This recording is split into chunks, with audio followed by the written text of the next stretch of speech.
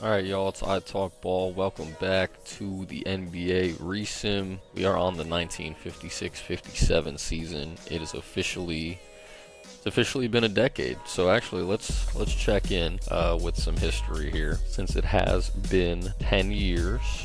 Yeah, these are all the MVPs, starting with Joe Folks. We got the past champions. Lakers got 3, Warriors got 2, Bullets got themselves 1. That won't be the Wizards later on though, so that's their own franchise. And of course, if you have been here since the beginning, you know about the Capitals dynasty. 4 straight years they started us off. Now it's been a Lakers-Warriors show. The last 5 years, it's either been the Lakers or the Warriors. The Pistons and Lakers being the main 2 teams at the end of the last 2 years. But let's jump into these rosters, because we got some things to get into here. The Bullets don't exist. The Capitals don't exist. The Celtics do. Bob Cousy's still here. Carl Braun, Larry Faust. See if they can make any noise. I don't know if they will. They seem to be a consistent 4 seed, so we'll see. St. Louis Hawks, surprise, they got Bill Russell. So they have a really solid team now. Davies, Russell's only going to get better. Stokes has already gone up to an 85 overall. Hawkins averaged 28. I have expectations for the Hawks this year. I think they should shock some people. The Knicks got Frank Selvey. I feel like he's been moving around. Or no, actually, he was drafted by the Nationals, and now the Knicks have him. He's a 90 overall, and he would be helping Mikan out, but I'm a Knicks fan, so I'm not going to complain. We got Dick Grote. Yeah, they got a nice little squad. We'll see if the Knicks can make some noise. The Lakers, back-to-back champions. They're going to try and three-peat.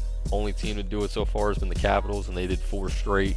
Dolph Schayes, Bill Sharman. He's a 3-time champion.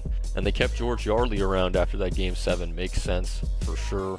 Don Otten is getting a little older though, so we'll see if that is a problem in the playoffs. Nationals, they got Mikan and Cliff Hagan. They would have had a 90 overall Frank Selvey, but they didn't want him. Then we get to the Pistons. Pettit is a 90 overall now. Beach Told and Lloyd, looks like they're probably staying those overalls. Same with Dukes. Royals got Arizin, Palmer, Shue, Ramsey, Costello. So that they actually got some guys now. They're going to move to Cincinnati, Ohio after the season. And then lastly, the Philadelphia Warriors. Still got Arizin, still got Christopher. Red Kerr is here. And Joe Folks is officially not on the team. Wow, let's find Joe Folks here. No, did he retire? Damn. So I guess Joe Folks just dipped. He's not in the league. He didn't make the Hall of Fame. I thought he definitely would have the resume for that. But yeah. All right. Well, anyway, let's simulate to the end of the season. I'm excited. There's a few teams I think who can win this. The Lakers are back-to-back champions. I don't know if they have the personnel to do it again, but we'll see. Let's just get to the end of the season. Everyone's making the playoffs, so this should be fun. In the 1956-57 NBA season, the Boston Celtics had the best record at 44-28. Paul Arizin led the league in points per game at 25.6. And in the NBA Finals, the Celtics took down the Hawks 4-3 for their first ring. No teams are going to be folding, and Bob Cousy takes home this year's MVP.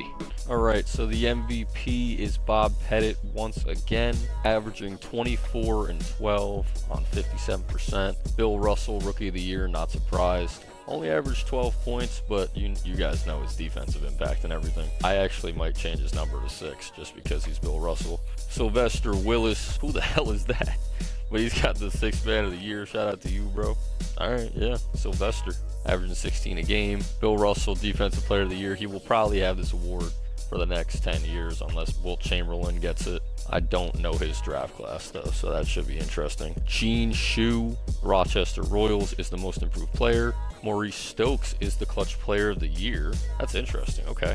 27 and 14 for Maurice Stokes. The Pistons coach of the year, 66 wins, and the exec of the year is the Knicks executive with 68 wins. So here we go. The All-NBA first team is Bob Pettit, Mo Stokes, George Mikan, Sagana Christopher, and Bill Russell.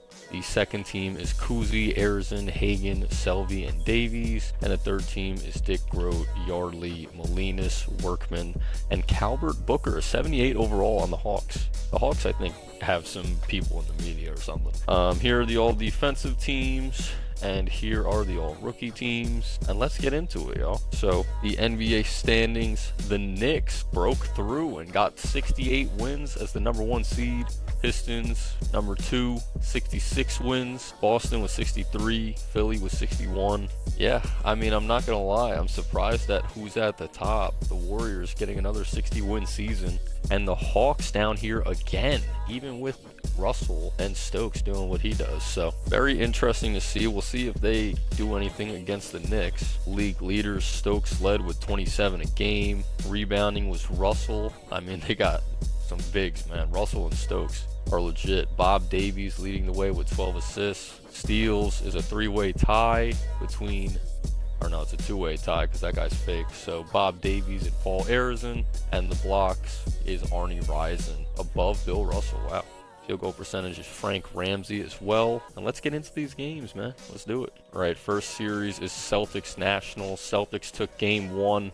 They are the 3 seed. Let's see who takes it here. The Nationals looking like they're going to force game 3 unless the Celtics have a crazy comeback, and they do not. Now moving to the other side, we got the Warriors and Royals. Let's see who takes game 2. Frank Ramsey, 25, 6 and 5. Sagana Christopher, 29. And the Royals are going to force a game 3 as well. Fort Wayne up 1 on the Lakers. Let's see, the Lakers trying to stay alive. They're actually playing in the first round instead of the finals this time.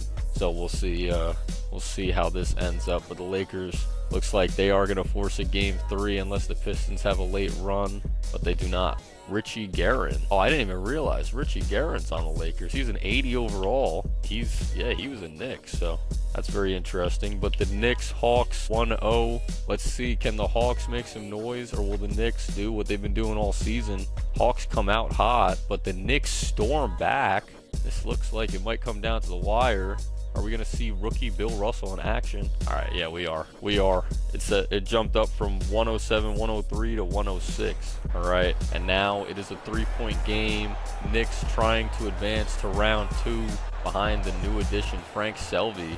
Came from the Warriors, gives it down to Nat Clifton for the jam. And the Knicks take a 3-point lead there. He does a little golf swing. Davies tries a crazy pass, but Workman tips it and steals it. Molinas now. Let's see what they do. Selvey drives down and dunks it down. Oh my goodness, Frank Selvey. This dude is a beast. Bob Davies now. Timeout Hawks. And that dunk, I didn't even realize. That dunk just made it a 5-point game. That caught me so off guard. I did not think he could do that. Give the Hawks a fighter's chance here. They actually don't have Russell in the game. He must have fouled out. Hawkins drives inside, gets the and 1. I'm happy I stayed in the game. That was a big play from Ronald Hawkins. It's a shame that we're not going to see Russell out there, though. I was kind of hoping we could see rookie Russell. Hawkins on the free throw.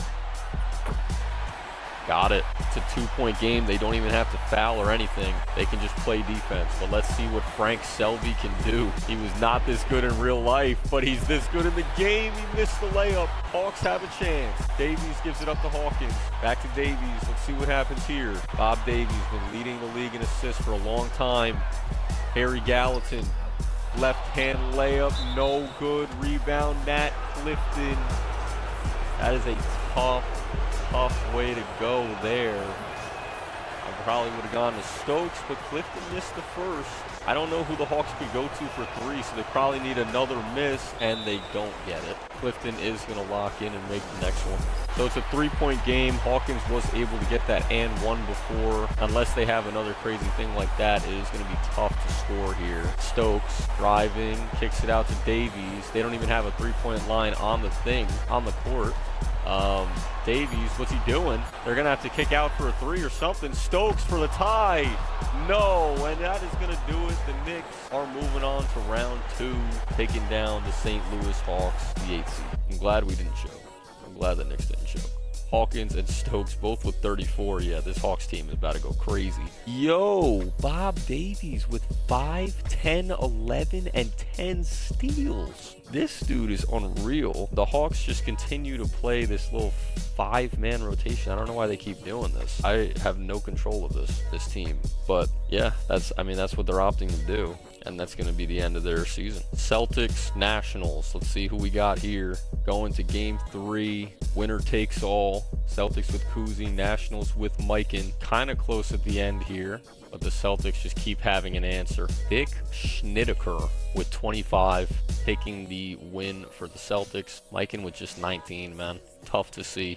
But now we're seeing the Warriors and the Royals in their last season in Rochester. We'll see who goes on to play the Knicks in the conference finals. It looks like it'll probably be the Warriors unless the Royals, hold on, they are on a late run here. They are storming back. I don't know if you guys saw, but that was like a 12-2 run or something. That was elite from the Royals. So we might have, I guess this isn't an upset, it's a 4-5, but this should be a good little elimination game here. Oh, nice pass to Palmer from the point guard. As soon as they inbounded it, he sent it right over there. Sagana Christopher and the Warriors, they got to lock in. Looking around, trying to get inside, really forcing it inside. Good defense from Costello. Arizin here. They're going to go around. Nice little lane from Arizin. He's going to get to the cup and miss. Good defense from Ramsey. Here comes Regan down to Palmer again. The defense is there, but it doesn't matter. D. Palmer with the tough layup. And the Royals are now up 3 in Philadelphia. They're trying to get some subs in, but they don't have time. Christopher doing some weird dribble moves. He's stuck in there, and they bailed him out. 14 bailed him out. They had good defense, but it is what it is. Sagana Christopher got to knock these down now. He's got 30 points in this game 3. Christopher on the first is good. Second one for Sagana Christopher is up and good. So it's a 1-point game. Rochester has a chance to make this back to a 3-point game. Gene Shu bringing the ball up. Let's see what they do. Zlowski's injured. Doesn't matter. Shu to Palmer.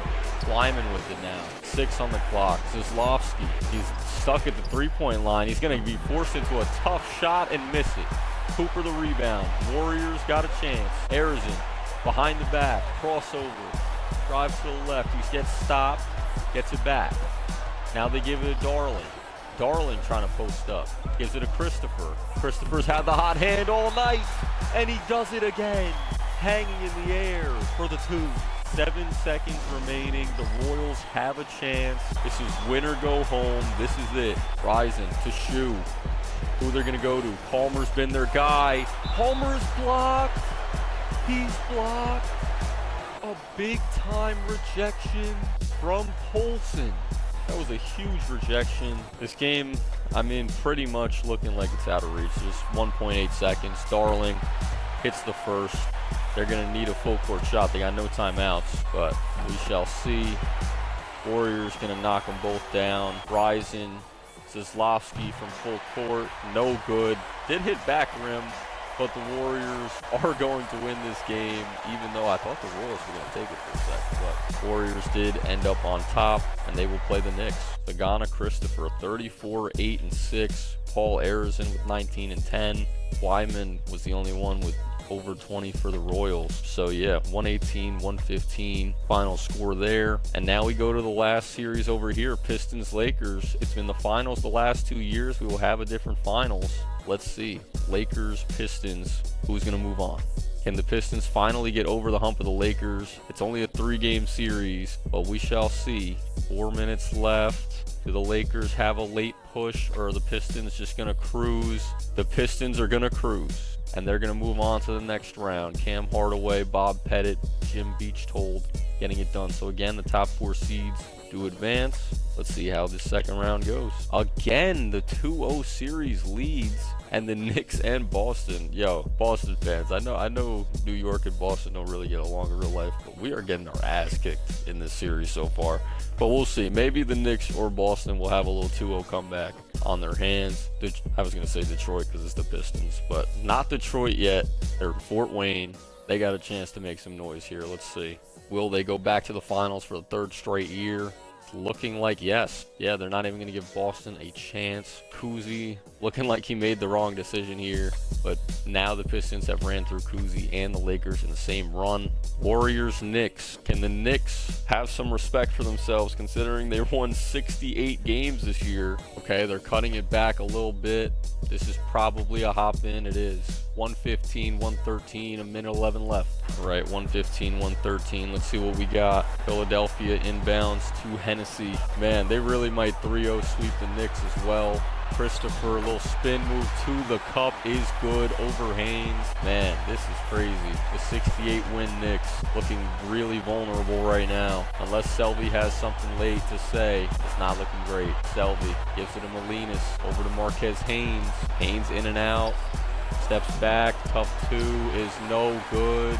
Philadelphia running up the court. They're gonna have to foul. They don't even get to, and the Knicks are gonna get swept, just like the Celtics, but the Knicks won 68 games. So it's gonna be a Warriors-Pistons final.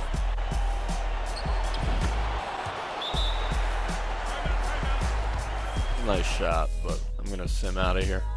I don't want to watch free throws. Christopher 26 and 7, Workman with 29 and 9, but it's just not enough as the Warriors get it done. They haven't been there in a little while, but the Warriors and Lakers have won each of the last 5 rings. So it's either going to be the Warriors continuing that trend or the Pistons finally breaking through after feeling the disappointment of the last 2 years, getting swept the first year and then losing in Game 7 last year. So let's see, Game 1 to the Warriors, wow. Game 2, wow, to the Warriors. Game 3 to the Warriors. The first game went to overtime, 114-109. Sagana Christopher with 37 and 7, Pettit with 25 and 9.